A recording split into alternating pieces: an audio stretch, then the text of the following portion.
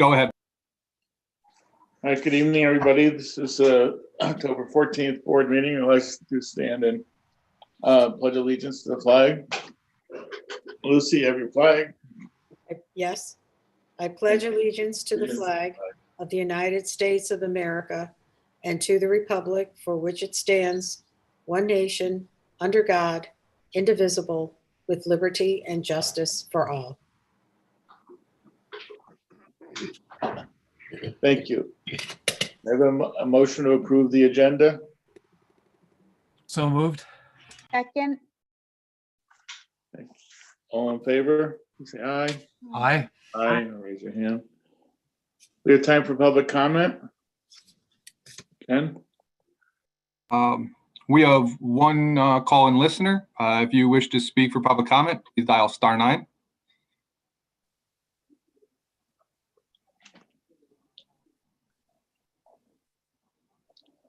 No indication they wish to speak. All right, thank you. Next item on the agenda is our new Coggeshall reporters, and welcome to your first board meeting.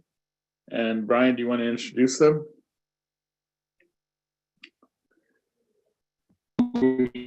Sure, that's not a problem. I got Jaden Astle, who is in my screen, almost dead center. He has the nice hair. I wish I had that kind of hair. I noticed in the camera today I was missing more up top as the days go on. I got Katielbert and I got Noel Sorensen. So those are our 3 reps for this year, and we couldn't be more proud of who's representing our school. Thank you. Who would like to start?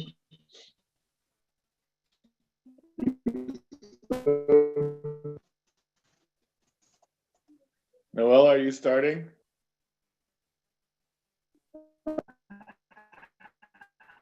Can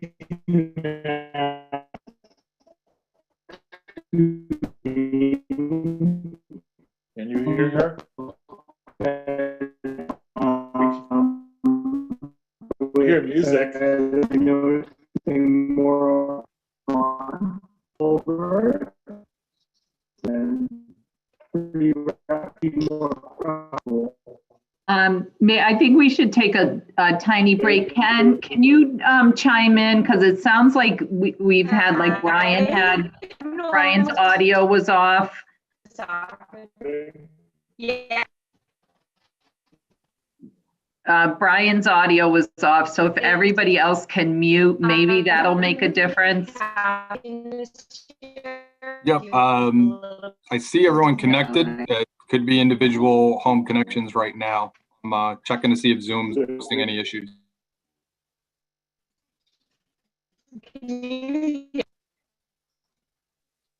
Maybe we can let's move on to Jaden and give that a try, just to see if maybe it's Noel's audio. Can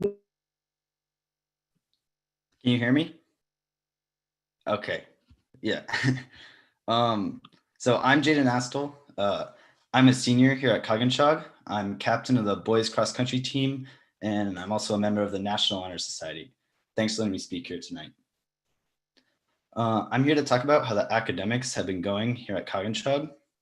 As most of you know, the students at Coggeshall were full remote throughout the spring of this year, earlier this year. One of the main concerns that was brought up during that time frequently was the prominent disconnect between students and staff. The long time period of isolation really had a negative impact on both groups, socially, academically, and emotionally. Many students lacked the motivation to try to give their best efforts in their work and to log on every day and complete all of their assignments. So following that, this brings us to the hybrid model that we just actually finished doing for the first month or so this year. This model helps students and staff reestablish the connection in a safe, positive way. At least for me, I know I was overjoyed to see all my peers again, interact with them, as well as learn from my teachers face to face.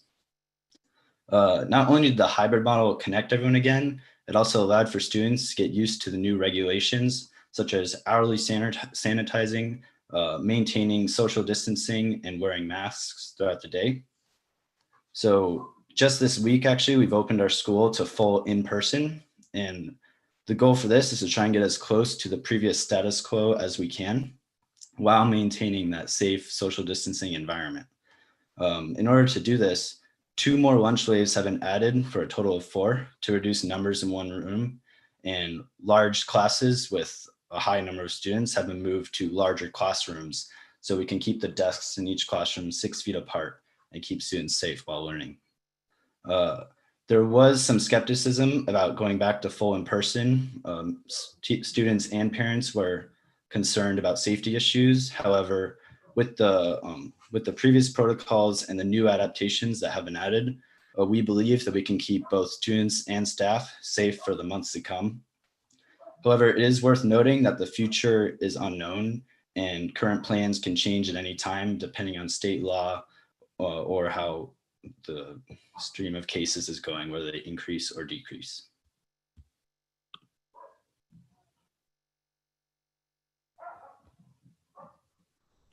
I'll go next.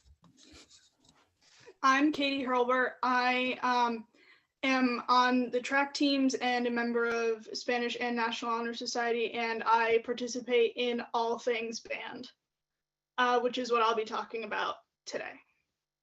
So it's been amazing to get back to being able to play in our band classes because music is such an important part of so many people's lives. And having the band classes is a safe way or safe opportunity to relieve stress and anxieties about what the future holds for us right now, especially since we didn't get the opportunity to make connections like Jaden was talking about in the 6 months from the time that we went full distance to started school. Being able to just be in the band room or be in the auditorium and just making sounds with our instruments has been awesome. And so we've been spaced out in the auditorium with plenty of space in between everyone. And we have instrument masks that are surgical masks that go behind our ears, and they have a hole cut in them where our mouthpiece goes, so we can still play and try to contain as many of the aerosols that we're producing while we're playing as possible. And I was told that Ms. Schilling has ordered more PPE for instruments, so we'll be able to contain that even more.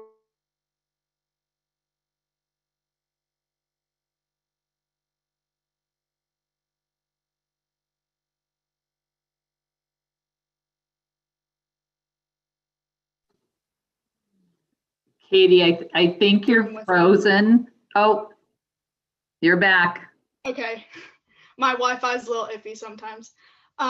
So we all miss Mr. Fisher a lot, and it's way different not having him standing at the front of the classroom anymore. But the intern band teacher, Mrs. Pryor, is amazing. She's doing a really good job getting to know us and figuring out how the band works together.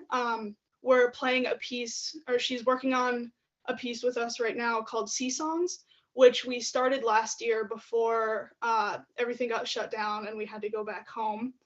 And we're also working on the opening theme of Star Wars, which is new to the band. So she's been really good at walking us through those and figuring out what we need to work on and who needs what. And she's also like a really good person to talk to, which is great because a lot of people find comfort in the music department.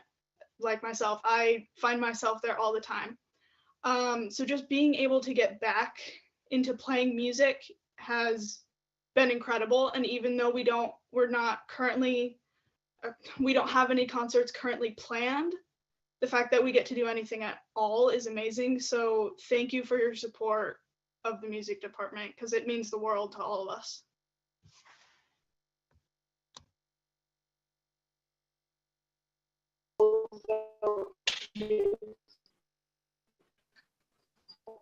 Noelle, do you think you could try to, can you try to sign out, log off and log on again?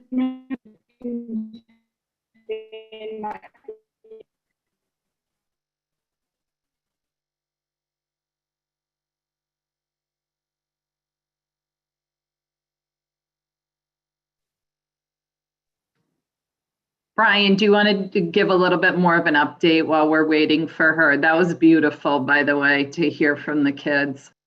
Sure. What Noelle was going to talk about, I hope she gets to, is about the athletic program and how really over the summer things started with captains practices. And then as time went on, the coaches got involved with the trainings. And now, we started our season as of October 1st and with the boys soccer and then the girls soccer. And we have volleyball in full swing. So, all of our seasons are abbreviated, but it's great to have the kids out there.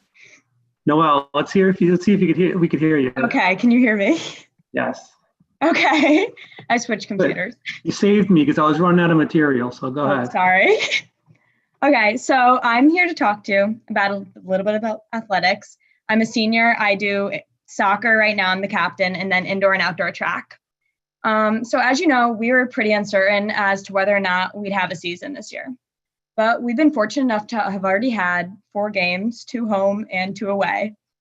We began our training back in the beginning of July. They were senior-led practices where we basically met to run a lot.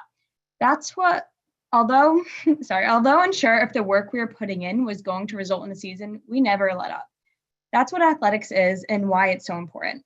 Athletes are resilient, and during a time where everything is changing, we sought some sort of normalcy. Sports gave us that. To start the season, we split up into 3 cohorts based alphabetically. This worked during the beginning conditioning and non-contact work, but that could only last so long because we needed to start preparing in hopes of a game. The fall season has been working well, and this is because everyone wants it to last as long as possible. To start practice, we remain in our cohorts with masks on and do a check-in, making sure no one is experiencing any symptoms. From there, we have practice. During water breaks or rests, when we're not all moving, we remain socially distant. Because of these protocols, I have felt safe throughout the entire process, and I know my team has as well. We now face the difficulty of spectators. As of last week, we're allowed 150 people at an outside event. This means 2 members of each home team family is allowed to attend, as long as they have a pass and have filled out the health form saying they have no symptoms. This is amazing, given I'm a senior and I know my parents want to see me play my last game. But for the rest of the community, we needed a way to keep us all connected. A YouTube channel was formed for CRH Athletics to be able to live stream all sports games for those unable to attend. You see, the only problem with this is to be able to live stream, you need 1,000 subscribers or more on YouTube. And with the school the size of ours, you can see how that'd be difficult to obtain. So we've reached out a lot to our community to see if anyone would be interested in subscribing to be able to get these numbers up. And so we're asking the same here. Athletics has been essential, not only for the physical, but mental health of all its students. Athletes want to be athletes. That's shown through the fact that when football was canceled, boys who had never even played soccer before jumped at the opportunity to join the team just so they could remain in the athletic program. This shows the impact sports has had on kids' lives. So thank you so much for all the support you give to athletics. We really do appreciate it.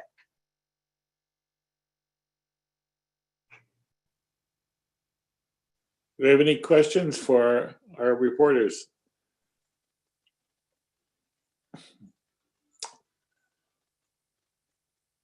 Noelle, I have a quick question. If the YouTube doesn't work out, did you guys consider doing Facebook Live? That's what we were trying to do, but right now we don't have that many followers on Facebook, but that was considered as an option. Because I know that works because we do that for my daughter's soccer. Yeah, so just maybe Mr. Petronio can look into that and then you guys can get everyone to join Facebook or something. Yeah. Facebook is not in their demographic profile. It's all about what, Snapchat and Instagram? I know, I'm old, Jamie. Thank you. are you guys happy to be back at school? You seem to be. Yeah, definitely. Yeah. Oh, good. Yeah. What's the best part about being back? The interaction, I'd say. Yeah, seeing everyone. Yeah. And We're playing just music. so long without it. So. Yeah. Not the food? I mean, the free lunches are nice. Yeah. That's a plus. So. Well, it's great to have you back, have the students back at our meetings, even though they're in a different format, but it's great. It's great to see you guys. It's great to hear from you. I can really feel, we can feel your enthusiasm and your joy to be back, and we're glad to have you back. Thank you. Thanks. Please feel free to contact us anytime you want, all right? Again. Okay. Anybody else ask questions? Thank you so much for coming back to it makes our board meeting seem a little more regular. So, thank you. Thank you for having us. Yeah. Oh, you're welcome. Have a great night, guys. Yeah, you too. Thank you.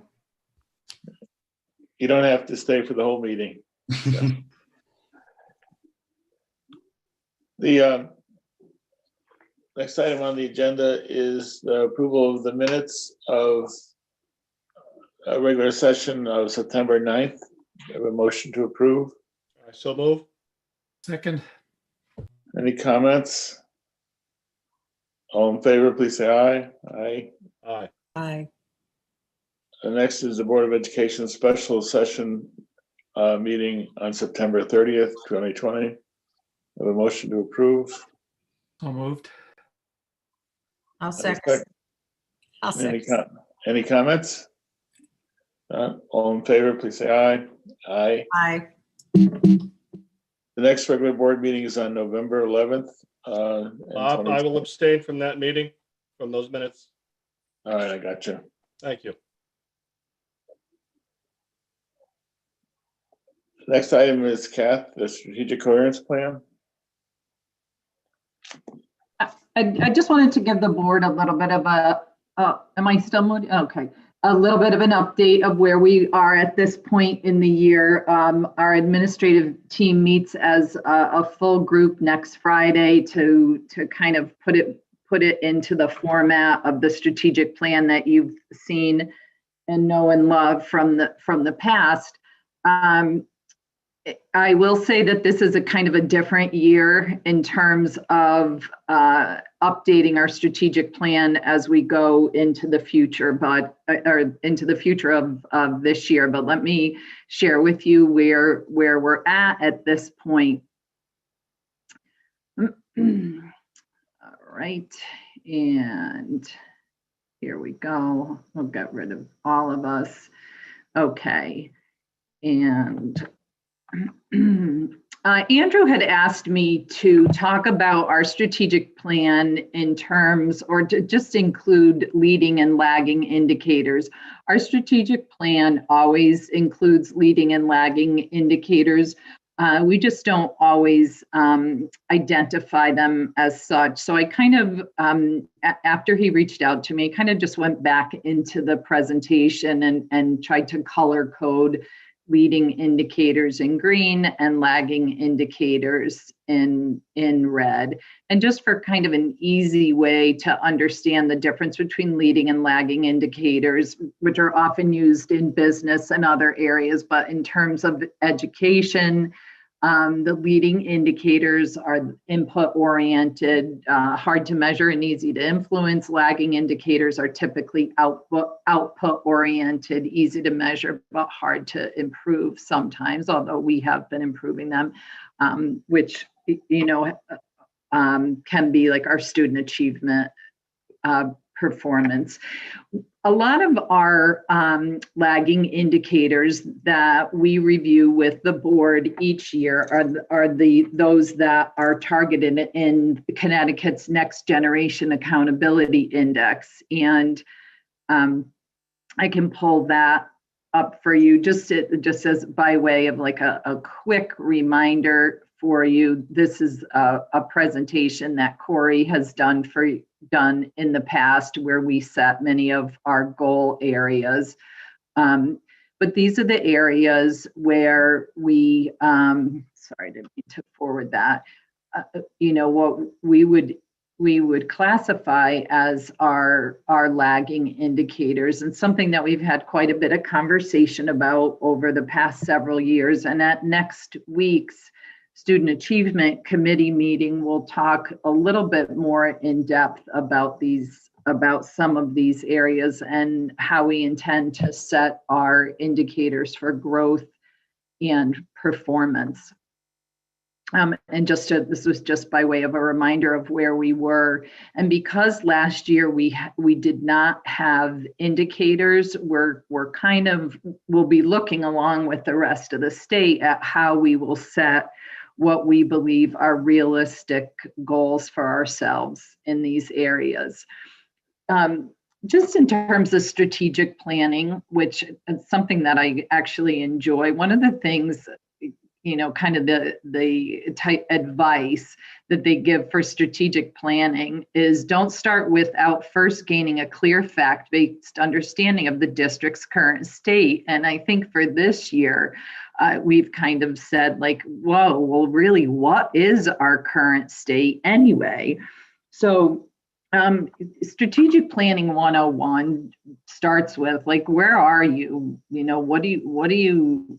are you performing? Where are the indicators that are important to you? What are your priorities? And what is the status of those priorities? And this year gives us a kind of interesting opportunity to look at things in a different way after experiencing something very, very unique. Also go deep when you're strategic planning. Make sure you're not just looking at things that are surface level, which is something that we do. Our theory of action, which is kind of an if-then statement about the district, which has to do how we work together in teams using research-based and targeted strategies. Have a short list that has a high impact. Back in the day, strategic plans often were 50 pages. You know that we organize our strategic plan around student achievement, well-being, and engagement. And there are many, many things that we are focusing on and doing, but what we include in our strategic plan are those high impact leading and lagging focus areas and indicators. Make sure there's measurable evidence. Go wide in terms of the areas you're looking for. Make sure to seek feedback. Include those leading and lagging metrics. Don't overdo initiatives, and make sure there's an implementation and monitoring process, which we do as an administrative team, and then each month share with the Board of Education. I always like to go back to the strategic plan that we created quite some time ago. And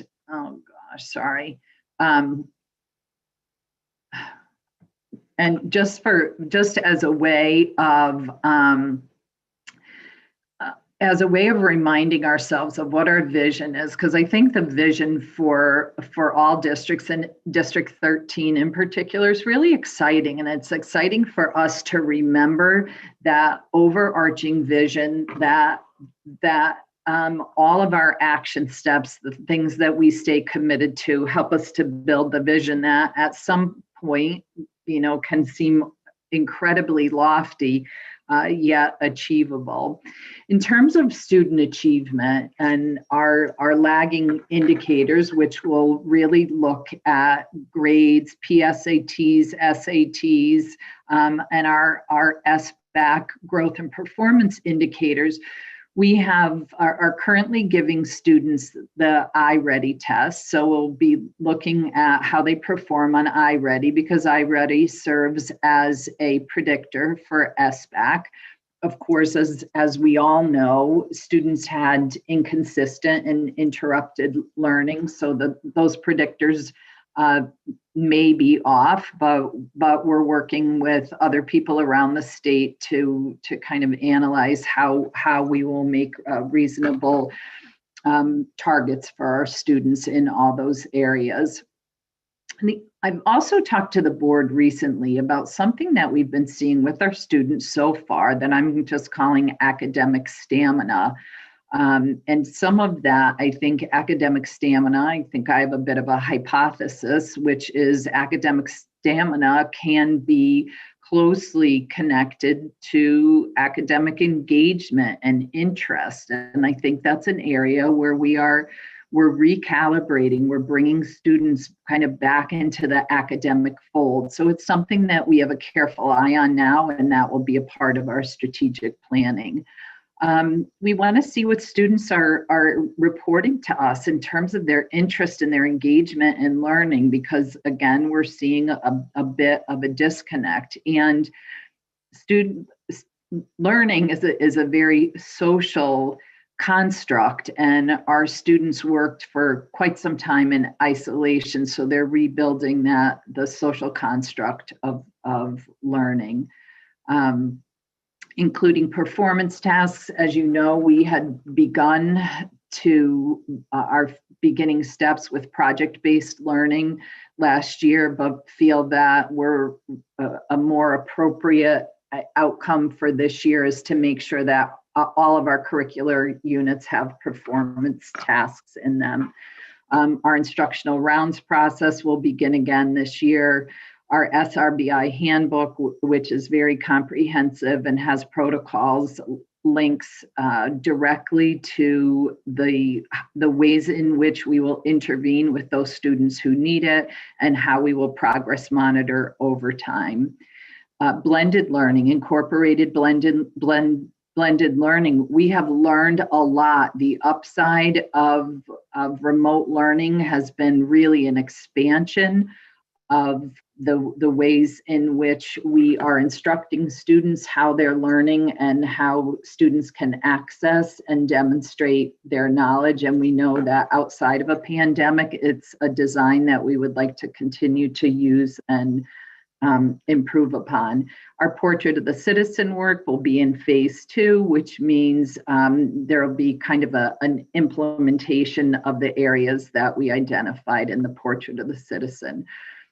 Wellbeing is an area that we're looking at somewhat differently, and this is an area that we are very concerned about. And what we're seeing in our school community, and we're seeing in schools across the state and country, is that there is an experiencing for adults and students alike of anxiety, uncertainty, anger, some depression. And this is something that we feel is really important to assess, to understand, and to use the best strategies that we can to address this, especially if we're ever in the situation where we are out of school again. Because of that, we feel that it's important to re-administer a modified school climate survey in order to get a better pulse on how our parents, all our staff, and our students are feeling in our building, and then to really create some measurable outcomes and identify the types of support that students and staff alike need. We have existing approaches that we're using for social emotional learning. We want to make sure that those are all aligned. We'll continue our partnership with Central Connecticut State University, and our administrative team will be working for an entire morning with them next week. Obviously, a focus on all of our mitigation strategies and our health initiatives will be a part of our strategic plan. And then another alignment with our Portrait of the one of our Portrait of the Citizen areas. And finally, the area of engagement, which is an area that is especially important to the board in terms of its outreach with the community, in particular in the area of budgeting, to make sure that we're providing avenues for people in the community to understand what is happening in school, to be supportive and involved. And so in those areas, we do need to continue our racial equity work, which was kind of stalled last year in March. So we'll pick up where we left off. Implementation of phase 2 of Portrait of the Citizen, our expansion of the MTA marketing. We do need to, as a board, look at what our transition planning is going to look like for our grade-wide or district-wide grade reconfiguration. Again, more alignment for our Portrait of the Citizen. And then our our budgeting and developing a budget that meets our designated criteria, which I think will be an important area for us to begin talking about in ERC and with the Finance Committee.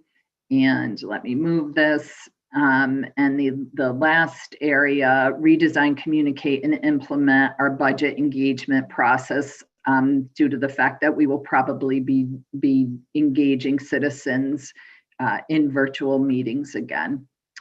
And so that is where we are in terms of our strategic planning going into this coming year. And tomorrow I actually was invited to speak to this state school climate and social emotional learning collaborative, just because of some of the remarks I made recently at a superintendent's meeting. And I was encouraged to speak to this group in order to share some feedback and possibly have the collaborative reach out to public schools across Connecticut and offer some research-based ideas, resources, and support to reach out to staff and students. This is, I think sometimes we can underestimate the social and emotional impact that this has had on people. And I think I don't want to underestimate the importance of making that our priority, and that absolutely our focus on everyone's well-being has to be the foundation upon which we begin to rebuild our academic growth and our growth as a district. But we need to pay attention to individuals first. And I know that I have a board that supports that. And I do want to commend the board for being one of the only boards, or the only board that I am aware of, that has a well-being committee and that has consistently supported that as a focus area for District 13. We have been able to serve as an example for other districts. So thank you so much for that. Anything else, as we kind of are finalizing this, are there other areas as a board that you feel you would like to see in that strategic plan?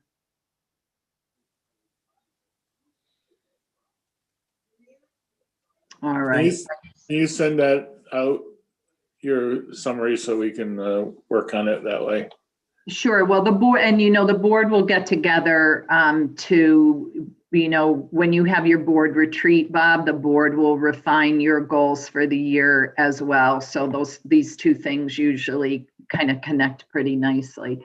But Yes. I will send that to you guys. I sent Kathy today a survey that was done by Education Week, I think, it was basically the concern of well-being for students around the country. And it's a pretty sad document. And it showed a great deal of stress and anxiety among students and teachers throughout the country. So I think focusing on that first this year in our strategic plan is going to be probably the most critical thing that we can work on.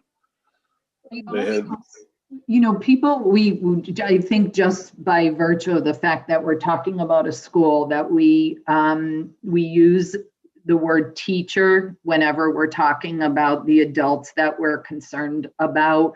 And I think it's really important to remember that all staff in all schools, all staff in District 13 have different roles and different responsibilities, and the responsibility, and I hesitate to use this word ever in my personal life or professional life, but the stress that people have been dealing with has been enormous, and it has manifested itself differently in different people.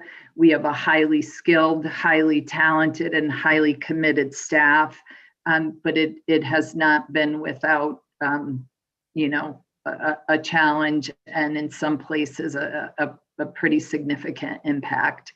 So we are working together on that. And, you know, there are people who are really, truly want to do the very best for children, regardless of their role.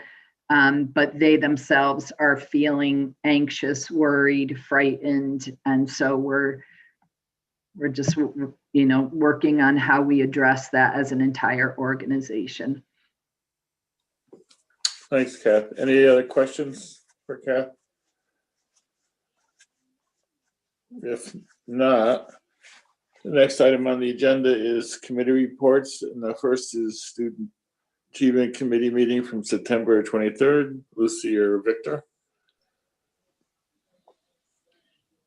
Well, Victor, he's talking. Victor, you're muted. Me? Oh, thanks. Okay. It's going to be a short report because what had happened is we had 4 teachers who graciously agreed to come visit and to report to us about the hybrid models, the cohorts A and B, the remote teaching model, cohort C, and the distance learning model. Of course, you know, you can read about it in the minutes because that's all been shifted now. There was also a discussion on full in-person learning considerations, and they were quite extensive. And as you all well know, we're into the full learning at this point. So we also had talked about the textbook that needed to be approved, which we already did. And Kathy just talked about what we're gonna, I guess, do we have a meeting next week? I don't know, I can't find my schedule. So, but that's basically it. So it's kind of like, it was awesome news. It was really very eye-opening to find out how things were going with the different types of formats that were out there, the teaching and learning formats, what was working, what wasn't working. It's a phenomenal piece of information that is going to go a long way, even for the future, even if we get back to school full time, it's going to have an impact. And but as with COVID, everything is just constantly moving along. So it's old news now, but it was awesome news. And you know what? I have to admit, I was going to wait till the end of the meeting, but I have to say that it is so nice to be sitting here talking about something other than the virus and all the implications. This is awesome. I feel normal again. Thanks, Lucy. Victor? I'd just like to add that one thing that emerged was that the remote learning and hybrid model have worked well for some students, and other students have not fitted in.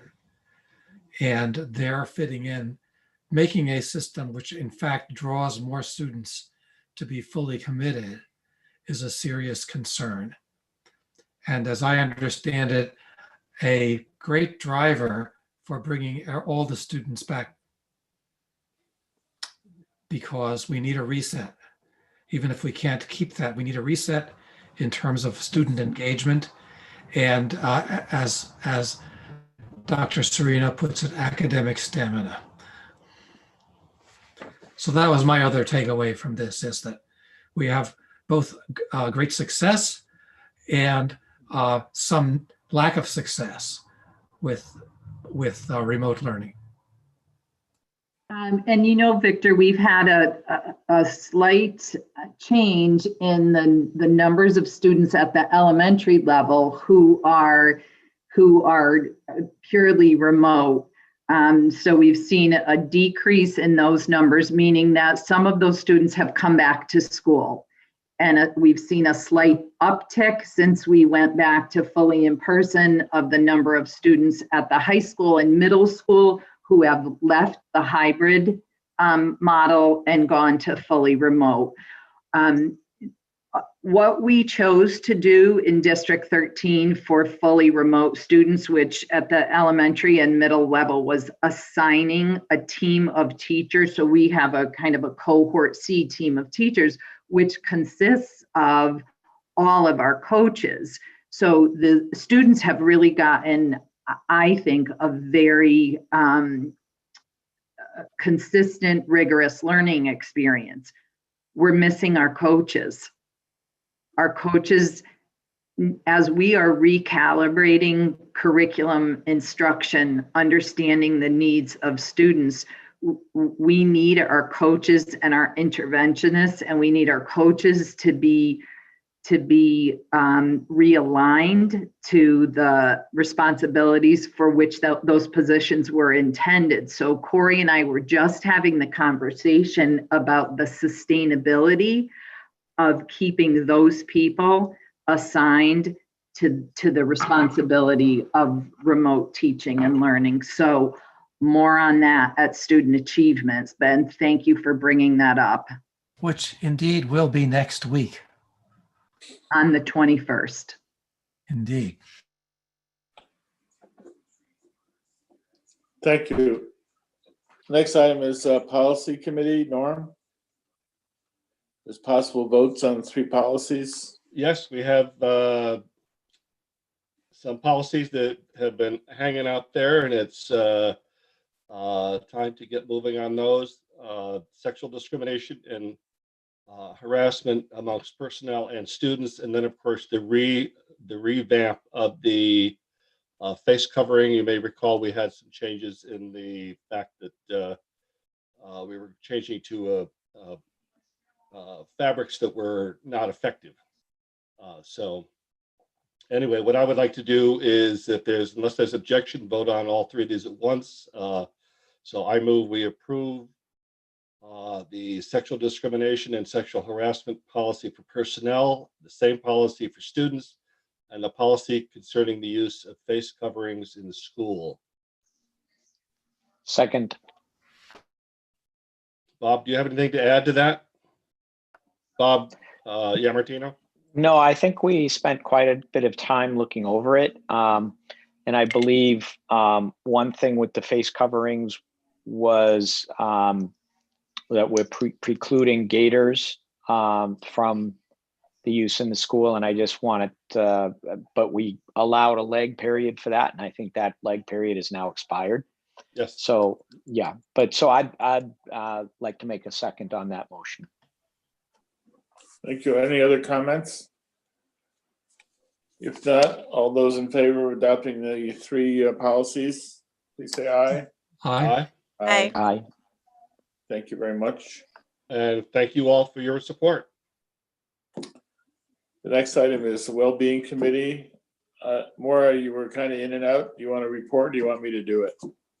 Hi, Bob. Yeah, I missed part of it, and then I had to phone in. So if you wouldn't mind this month, you probably could cover it better. Thanks. All right, we had a very interesting Wellbeing Committee. We had our two students, excuse me, Nora and Gage, and they talked about what was going on in their heads, and what was going on with them coming back to school, and the issues that we were facing. And there was anxiety expressed, but they had very big concerns about the amount of homework. They're up to, with playing sports, they're up to 11 o'clock at night doing homework. And that has been probably, in terms of all the stuff that's going on and having that much homework, they're quite concerned. Of course, all these kids are in AP courses, so they're well driven. And Amy Schaefer also talked about her role as a teacher and how, she was facing the concerns about, walking into a classroom and walking into a building and how that was affecting her. But I think out of the 3 of them, they really talked about how important it was to be back at school. And they were happy to see their friends. They're happy to get back into some kind of regular agreement. So I think there's some work to do with the well-being. They had lots of issues. Nora, on a meeting with Brian Falcone, came up with a plan on her own to have a Spirit Week starting October 26th. And so that's been spread to, I think, Strong, and I think the elementary school teachers are looking at it today. And they have a theme for every day. It's like going back, to elementary school for the high school kids. But I think it's something that they wanted to do. And it looks like an outgrowth of our challenge to her to tell us what to do. And Nora O'Connell was extremely helpful to that. Kathy, well, the kids were saying that like every day feels like Groundhog Day. Like it's the same thing over and over again for them. And so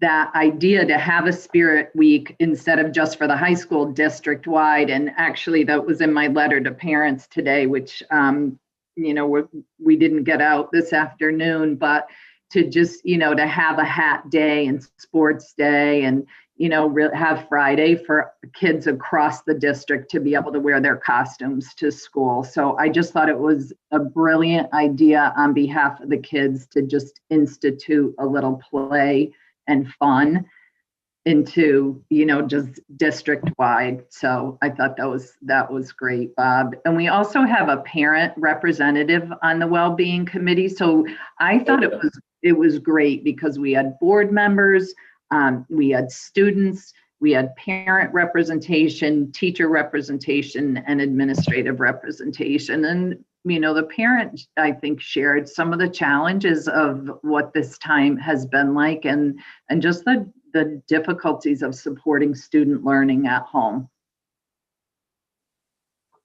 So I think it's a good committee. I think it will be, hopefully we can expand it and bring up a lot of the issues. We know we have to deal with the equity and race issues at our next meeting as well, but I think the social and emotional needs of the students and teachers and faculty are probably the most important thing that we can spend some time on as a board. So any other comments? Jamie was there, I think, right? Yeah. Yep. I mean, I've spoken to some children in the district of all grade levels lately. And on the homework issue, seemingly the teachers are a bit more flexible in just please email if you're having issues getting work in, email me, I can extend the date. So there is a level of empathy that I think is healthy, and compassion.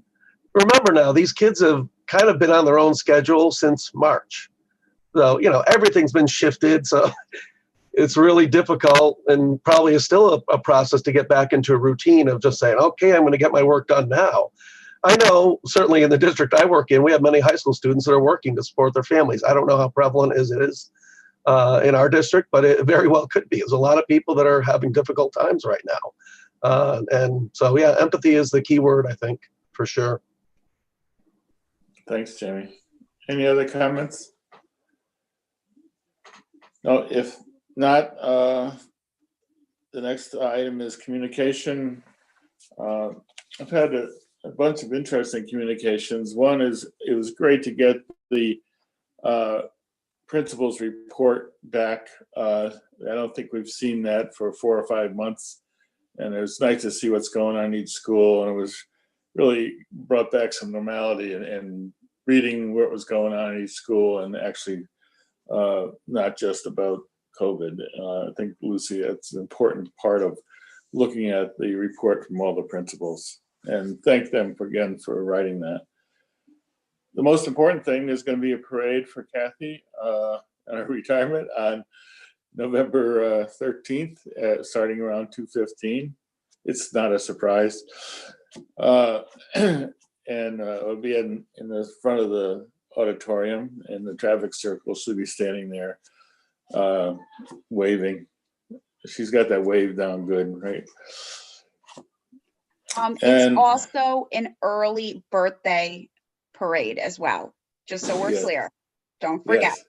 Right. I just happen to know because it's the best birthday of the year, people. Yeah.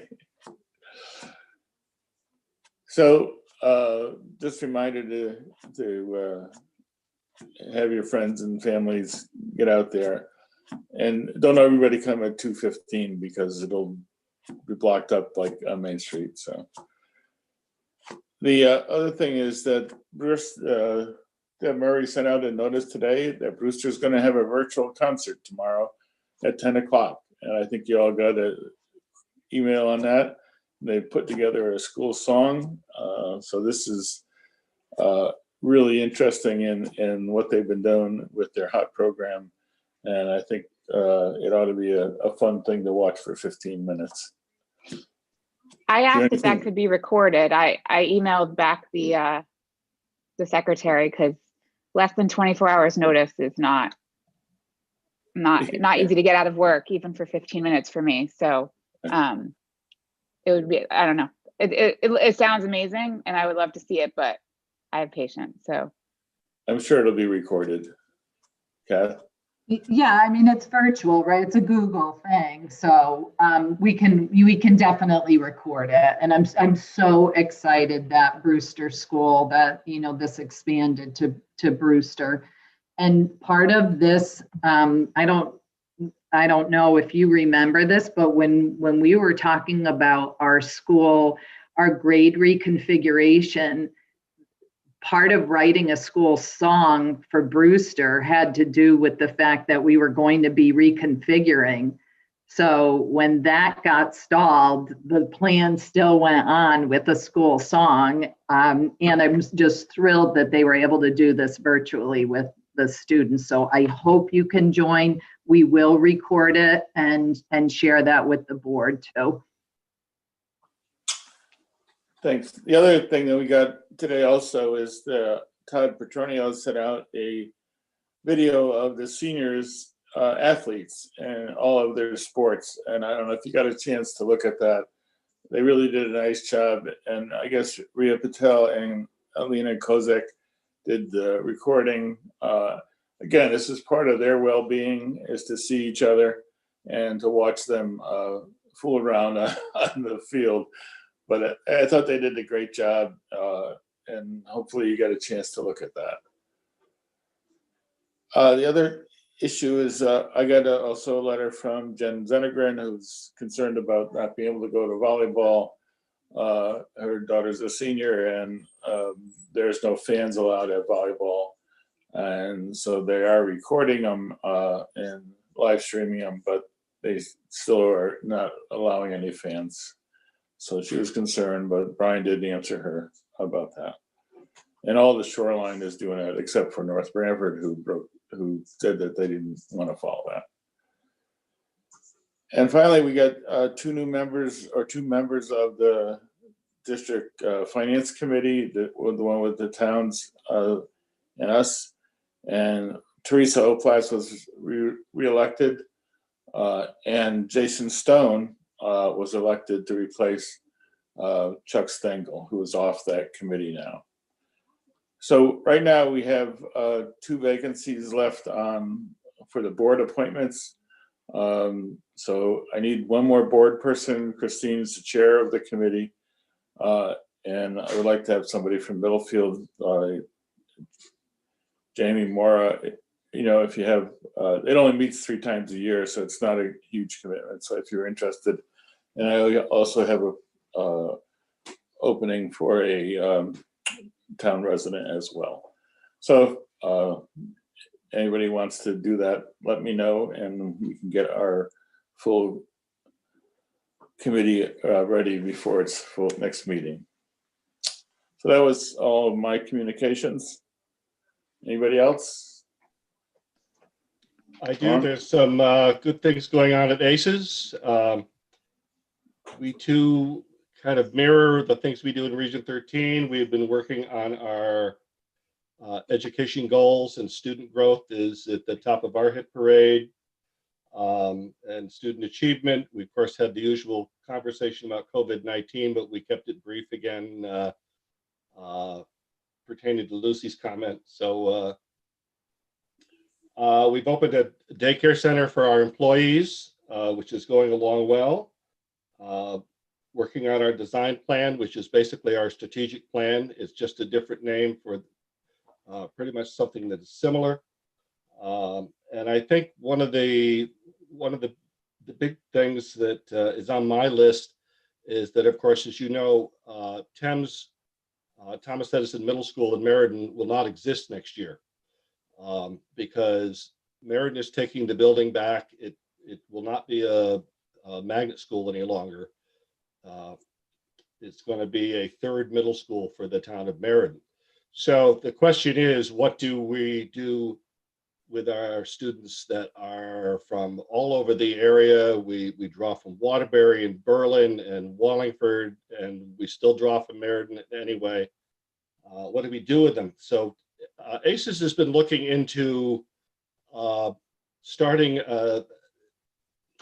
I can't call it Thomas Edison, but I can call it a STEM middle school that mirrors Thomas Edison. We've been looking at real estate. We looked at the former Fosdick property in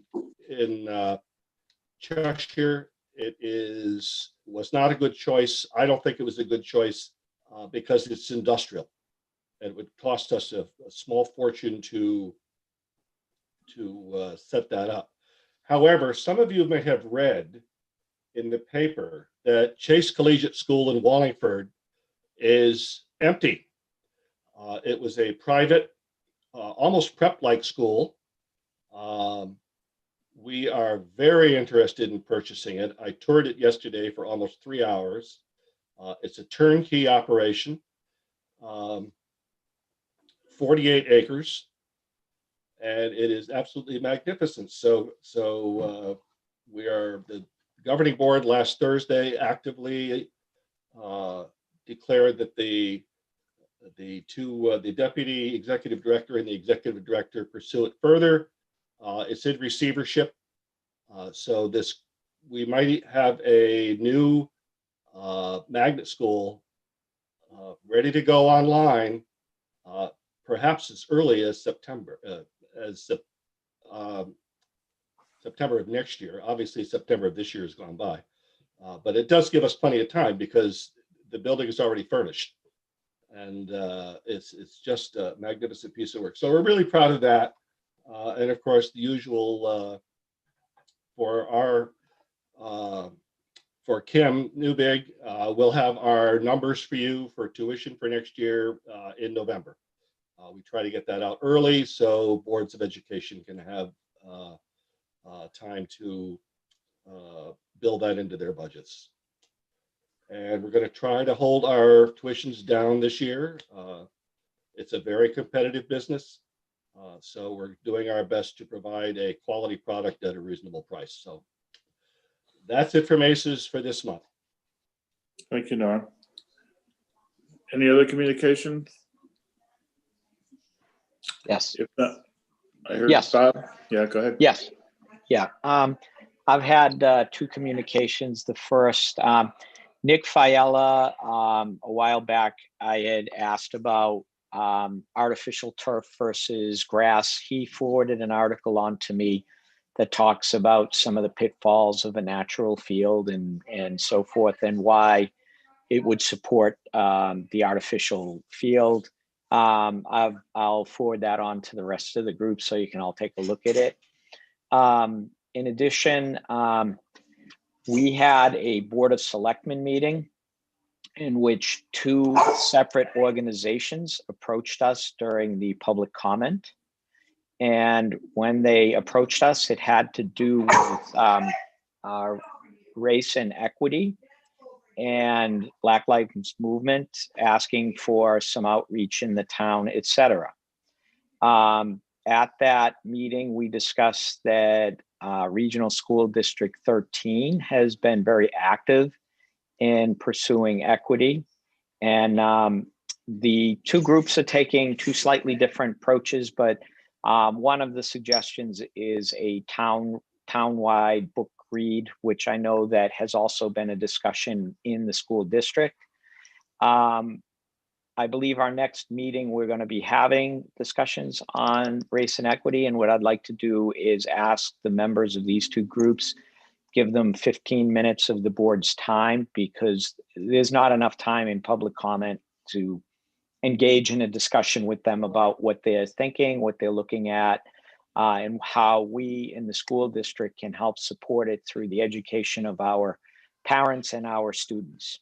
So I wanted to bring that to the attention of the board. I think they should come to the Wellbeing Committee first, since that's one of the charges of that committee, and we could get longer time there to talk about those issues. Is that okay, Bob? I'd be happy to do that. I'll pass that information back on. So thank you. And I'll get the names of everybody and get it to you. Yeah, CCM is also having a race and equity virtual forum next week, I think. I have the invitation. I can send it out. It's a kind of a discussion, I guess, and roundtable discussion, but it invites lots of community leaders and employees. So I can send that CCM invitation out as well, in case anybody wants to get into that. Yeah, Kath, I'd be interested in. All right, I'll send it to you, Bob. Do you have that too, Kath? Yeah.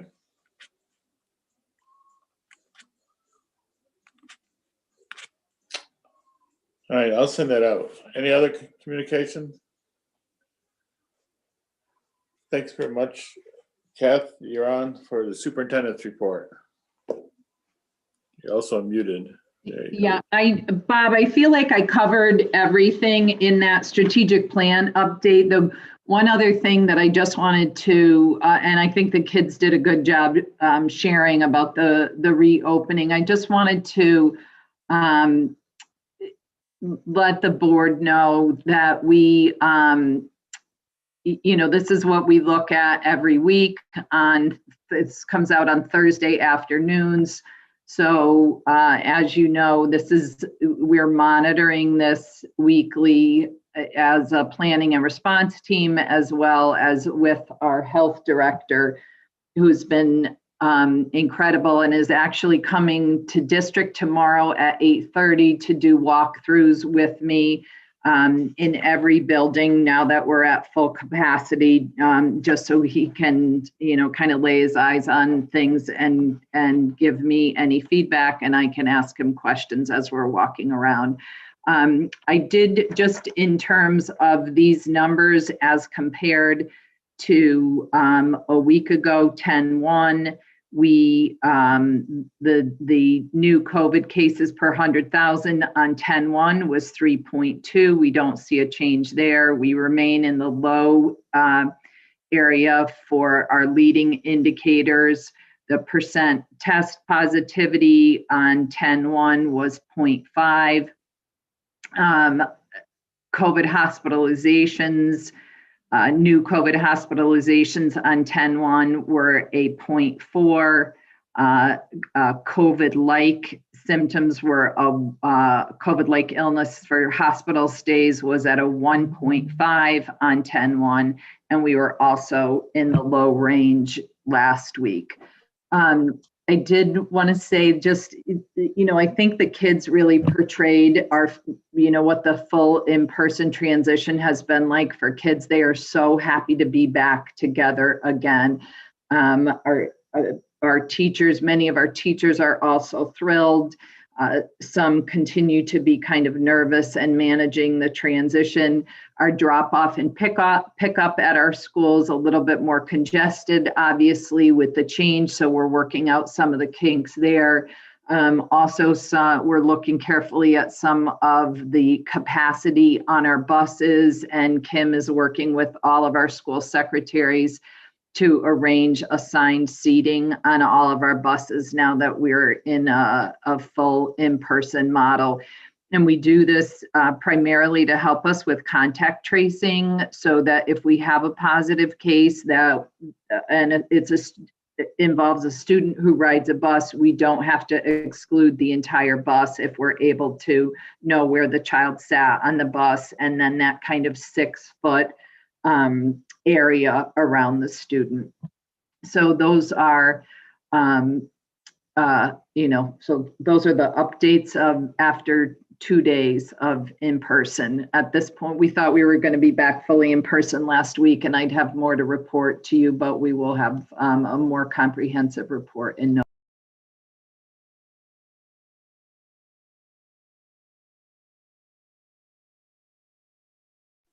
Thanks, Kath. Any other comments for Kath? If not, Kim? You're on. MTA, I'll start with MTA. The financials with MTA were 9% expended year to date and 2% revenue received. General fund is 20% expended year to date and 25% revenue received. The month of September brought us our first full payroll of the year. So it included not only our certified staff, but our non-certified as well. We also had paid some tech leases, property leases in the month of September, as well as we had some repairs of septic and chiller repairs. Supplies, we incurred $29,000 in additional PPE. That include walkie-talkies, gloves, disposable gloves, disinfectant wipes, voice amplifiers, as well as the PPE for the music department that the student spoke about earlier. In terms of property, we paid for the Lyman Playground, $50,000. And then Memorial Playscape, the Memorial Playscape work has begun. We had to do some excavating around the area, build a little bit of a wall for that to get completed. So that's been underway. As well as the Memorial Tennis Court conversion. So that's been going very well. I think it's nearing completion. I just had a little bit of a conversation today with the vendor about final touches. So we're pleased with that so far. One thing I just wanted to mention that had just come up in the latest legislative session, which really has very little to do with our district, but with MBR was addressed again in that session. And simply what was added to that was just an exemption for additional appropriations due to COVID. So any districts that received additional appropriations from their towns to pay for COVID expenditures do not need to, or will not include those in their MBR allocations in order to determine if they've met the statute. So we did not, but I just thought that I'd mention that out there, that was passed in the last legislation. Bus schedules, as Dr. Serino mentioned, being back to the 5-day transportation, only being 2 days, 2.5 days in, no, 1.5 days in, sorry. So we're sort of just finding out who is actually riding the bus. You know, we did collect data from parents. Things do change, you know, regularly. So, you know, we were just kind of waiting to see what we had. Our bus numbers, mostly at the Coggin-Chog and Strong level, are high. We have quite a few kids on the bus. Now, guidelines for reopening is that buses can operate at full capacity as long as they're in the low, you know, range. So with that in mind, you know, we were running the buses as scheduled, but certainly we want to socially distance the kids as much as we can. So just the fact that we can do it doesn't mean that we want to do it. So we are working, I'm working with the secretaries, provided them with a rider list, you know, just kind of the guidelines, sit siblings together, one student per seat, sign them alphabetically. And that's going to be working well for Memorial, Lyman, and Brewster. Like I said, Coggin-Chog and Strong we're looking at. Could be, you know, we need another bus or two. We have coronavirus funds that were allocated for transportation. The yellow paint and the tires are not the problem. We can get another bus. We just can't always get a driver. So DACO is, you know, looking, wondering, you know, if they can't get someone, but even if they hire somebody now, it's like a 6-week process or longer to get them background checked and DCF checked, and they go through, you know, a training period. So it's not as easy as it sounds. We're looking at potentially taking buses with a higher number of students on them, putting some on with a lower. Maybe we'll lengthen a little bit of the trip on the other bus, but not terrible. If the bus doesn't have that many kids on it, it's not that long to begin with. So just saying that we're looking at different ways that we can, work this out. Couldn't happen on Tuesday because we really needed to look at what our ridership was going to be. I just wanted to bring you up to date on some PPE that we've incurred for COVID year to date. Actually, I should say from March 16th to date. We've spent $212,000. $67,000 of that was actually from the 1920 year. So $150,000 in this current academic year. That includes tents, the rentals of the tents. And we have $150,000 that was allocated to us from the coronavirus funds, and we fully expend that. So now anything that is above and beyond for the rest of the year could have to come out of budget money. However, having said that we have the coronavirus funds, the state has said that if we're not going to use all our funds in a certain category, there may be the ability to transfer and reallocate those funds. So I had spoken about having some funds in the transportation line. If we can't use those because we can't get more buses, we're hoping to be able to allocate that over to a different area. Our priority area would be personnel, academic personnel. So waiting to see if that will be something that is acceptable, if we can move it there. And maybe we move it to PPE depending on what the needs are. The only qualifier on this is that these funds do need to be paid by December 31st. So we can't even just encumber. We can't say we're going to do this something in the spring. Like the service has to be received and paid for by December 31st. Let's see, we received our ESSER funds. That's the secondary school education relief through the CARES Act. That was $43,000. We received that today. And let's see, FEMA, I did finally submit the application for FEMA in the amount of $127,000.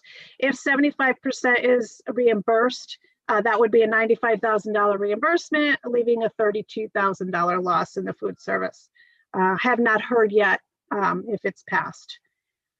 The auditors were out, not last week, but the week before, spent the week out. They were in the conference rooms, socially distanced, masked, self-reported checklist each day, felt that it was important to have them on site, did not want to exclude them from our property at all. So we worked very carefully with them. They've completed the field work. There's maybe one or two, actually, I think we sewed everything up today, as a matter of fact. So there's nothing outstanding. So I'm going to be getting some of the preliminary reports probably later this week so that I can look over them. We can have them come to report at ERC meeting. There's one scheduled December 9th and one February 10th. Bloom prefers February 10th because they do a lot in December. But certainly if your desire is for December, they said they would accommodate that. We can talk about that more later. The anticipated end of year surplus was, pretty much right in line with what we had anticipated at earlier meetings. There was, there's about $800,000 that we're looking at as an anticipated surplus. Of that, we used the 615 to balance the budget that we're in this year. So that leaves us with a little bit more surplus. Once that is finalized and we have the report, I asked the board to let me know, can we allocate some of these funds towards, maybe potential areas that we need to spend funds on due to COVID. And it can be a portion, it doesn't have to be the whole amount. But so that might be something that we look to do maybe January or February. And we can do that at any time. Actually, if that's too early, we can even do it right up until June. And that is all I have for my report. Just speaking kind of like as the co-chair ERC and the treasurer, I think February is too late for them to come. I think they need to come in December. Okay. It should be like wrapped up by then.